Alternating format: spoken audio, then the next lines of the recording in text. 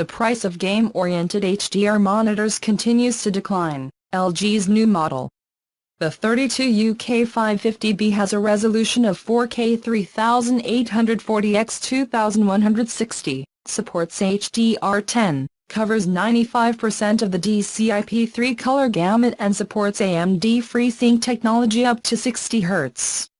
It also supports more than 1 billion colors and is factory calibrated, all for less than $500. The monitor is only available in Japan at the moment, but it is likely to also reach North America and Europe.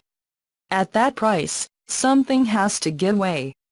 In this case, it is the fact that the screen uses a VA panel, instead of IPS, so fantastic viewing angles are not expected.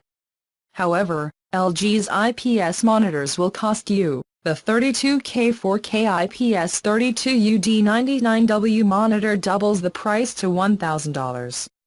The brightness is also only 300 nits, not high enough to meet the minimum DisplayHDR group standard, although it should be sufficient for average use.